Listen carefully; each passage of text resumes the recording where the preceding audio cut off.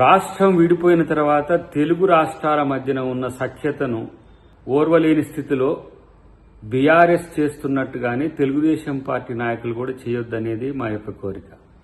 తెలంగాణ ప్రభుత్వం రెండు రాష్ట్రాల మధ్యన ఉన్న జలజగడాలను శాశ్వత పరిష్కారం కొరకు చేస్తున్న ప్రయత్నంలో భాగంగా అటు కేంద్రంతోనూ ఇటు ఆంధ్రప్రదేశ్తోనూ కూడా సఖ్యత ఏ విధంగా కుదురుతుందనే ఆలోచన చేస్తున్నాం.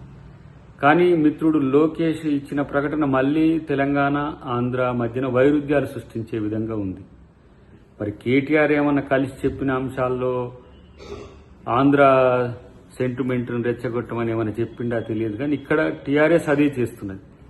లేని బనకచెర్ల అంశాన్ని తెర మీదకి తెచ్చి రాజకీయ లబ్ధి పొందాలని బీఆర్ఎస్ చూస్తున్నది. విషయం సద్దుమణిగి ఇరు రాష్ట్రాల మధ్యన సఖ్యత కుదిరే సమయంలో లోకేష్ ప్రకటన ఏ విధంగా చూడాలనేది ఇరు రాష్ట్రాల ప్రజలకు కొంత సందిగ్ధత ఉంటుంది. ఈ సందిగ్ధాన్ని క్రియేట్ చేయడం అంటేనే సమస్యను కొనసాగించడం. సో ఇక్కడ అంతర్జాతీయ జల వివాదాల సమస్య ఉంది, రాష్ట్రంలో ఉండే జల వివాదాల సమస్య ఉంది, రాష్ట్రాల మధ్యన ఉండే జల వివాదాల సమస్యలు ఉంటాయి. వాటిని పరిష్కరించుకునేందుకు చట్టాలున్నాయి, అంతకు మించి సిడబ్ల్యూసీ ఉంది, ఇంకా కొన్ని ప్రమాణాలతో కూడిన చర్చలు చేసుకునే అవకాశం కూడా లేకపోలేదు. బీజేపీ తన రాజకీయ అస్తిత్వం కొరకు రెండు తెలుగు రాష్ట్రాల్లో వేసిన ఎత్తుగడ్డ బనకచెర్ల.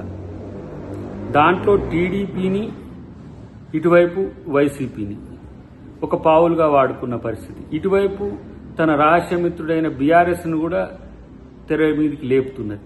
కానీ సమస్య పరిష్కారానికి బీజేపీ చేయాల్సిన పనిని పక్కన పెట్టేసి ఈరోజు రెండు ప్రాంతాల్లో ఉన్న రాజకీయ పక్షాల మధ్యన వైరుధ్యాన్ని సృష్టించడం ద్వారా బీజేపీ రాజకీయ లబ్ధి పొందాలనుకుంటున్నప్పుడు అది పరోక్షంగా తెలుగుదేశం పార్టీకి ఉపకరిస్తుందనుకోవడం అనేది నా దృష్టిలోనైతే తప్పుడు అంచనా.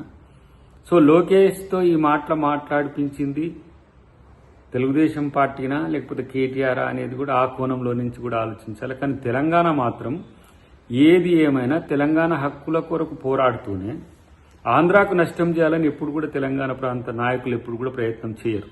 ఇక్కడ ఉన్న రాజకీయ పక్షాలు కానీ, ఇక్కడ ఉన్న ప్రభుత్వం కానీ, కాంగ్రెస్ ప్రభుత్వం కానీ రెండు రాష్ట్రాలకు మంచి జరగాలని కోరుకునే పార్టీగా. ఎందుకంటే రాష్ట్రాన్ని ఆ రోజున భాషాప్రయుక్త రాష్ట్రాల పేరు మీద కలిపింది కాంగ్రెసే.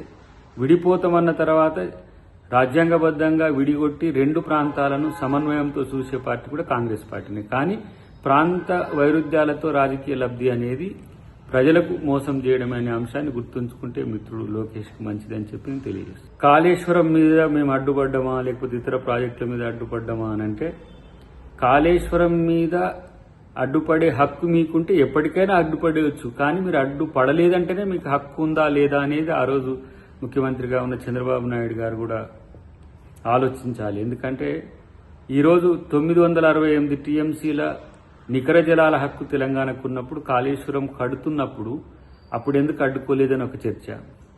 బనకచెర్ల ప్రతిపాదన వచ్చినప్పుడు ఎందుకు బీఆర్ఎస్ మౌనంగా ఉన్నది? అది గోదావరి రివర్ బోర్డు మేనేజ్మెంట్ దగ్గర మాట్లాడొచ్చు, ఇటు కృష్ణా రివర్ బోర్డు మేనేజ్మెంట్ దగ్గర కూడా మాట్లాడొచ్చు. కానీ ఎక్కడా మాట్లాడలేదు.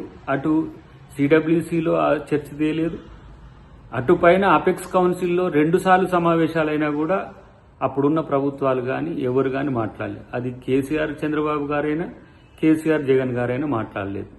సో ఈ అంశాలను భవిష్యత్ రాజకీయాల కొరకు వినియోగించుకోవాలని ఈ 3 పార్టీలు చేసిన కాంగ్రెస్ పార్టీ మాత్రం కృష్ణా గోదావరి జల వివాదాలు నిరంతరం కొనసాగకుండా ఒక శాశ్వత పరిష్కారం కొరకు చేసే ప్రయత్నాన్ని మీరందరూ కూడా స్వాగతించాల్సిన అవసరం ఉంది.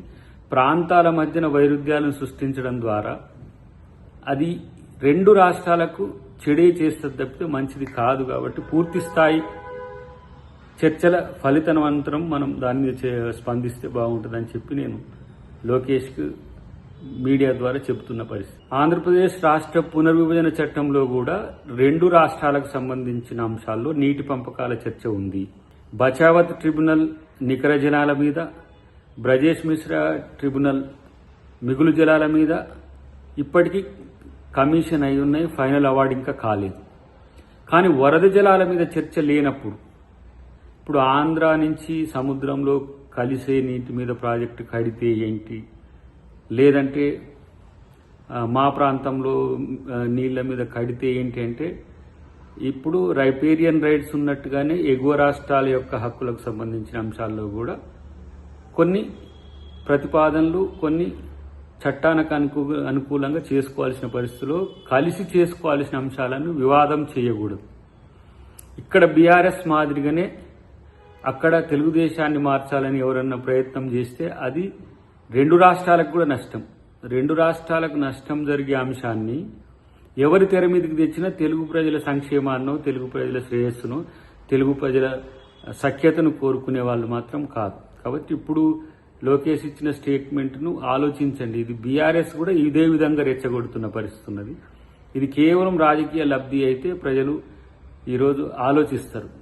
ఎందుకంటే ఎంత మేరకు రాష్ట్రాల మధ్య సమస్యలను పరిష్కరించాలనే దిశగానే ప్రభుత్వాలు ఉండాలి తప్పితే సమస్యను కొనసాగించాలనుకోవడం అనేది మంచి పద్ధతి కాదనేది మా యొక్క అభిప్రాయం.